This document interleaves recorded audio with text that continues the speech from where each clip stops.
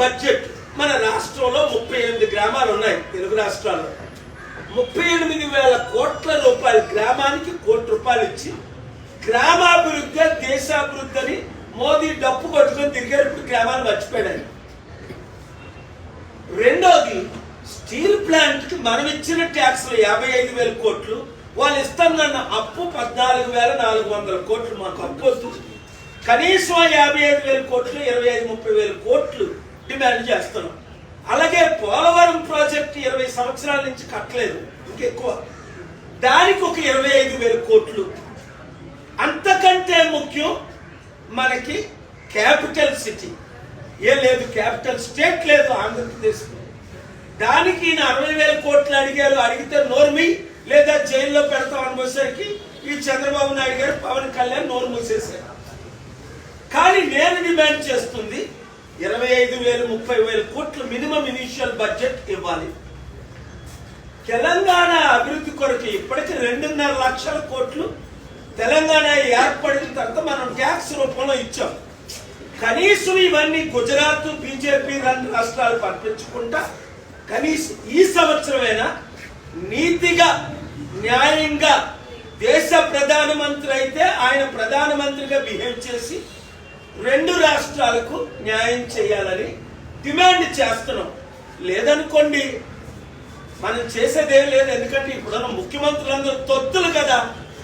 వాళ్ళేమైనా రాజీనామా చేస్తాడా? పవన్ కళ్యాణ్ రాజీనామా చేస్తాడా? చంద్రబాబు నాయుడు రాజీనామా చేస్తాడా? రేవంత్ రెడ్డి రాజీనామా చేస్తాడా? ఏమైనా డిమాండ్ చేస్తారు. బడాబాయ్ అన్నాడు రేవంత్ రెడ్డి. అరే మరి నువ్వు బడాబాయ్ అంటే ఆయన ఏం చేస్తాడు? నీకు చోటాబాయ్ తుచ్చు పడో हम कुछ नहीं करेगा అంటే नहीं तो अंदर डालेंगे ఓట్ కు నోట్ కేసులు అంటే నోరు మూసుకొని ఉంటారు.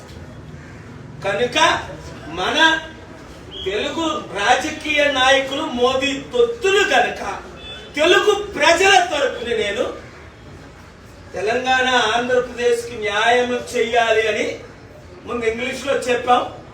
ఇప్పుడు మన తెలుగు మిత్రులందరూ మీరు కూడా తెలివిగా వ్యవహరిస్తే తెలుగు రాష్ట్రాలు బాగుపడతాయి. 15 కోట్ల మంది ఉన్నాం మనం. మీరు ఒక్కొక్కరు 10 మందిని నాన్ తెలుగును రీచ్ అయితే 150 కోట్లు జనాభాని మనం రీచ్ అవుతాం. మూడో పాయింట్ ఇంపార్టెంట్ ఏంటంటే ఇప్పుడు ఘోష్ ఇన్వెస్టిగేషన్ ఒకటి జరిగింది. Retired chief justice of west Bengal. ఆ ఇన్వెస్టిగేషన్ లో 1,10,000 కోట్ల అవినీతి అయిన కాళేశ్వరం ప్రాజెక్టు గురించి కనీసం కాళేశ్వరం ప్రాజెక్టు ఎవరు తీసుకున్నారు అన్నది ఈ రోజు కూడా ఆ మెగా కృష్ణరెడ్డి కనీసం పిలిపించలేదు. కోసట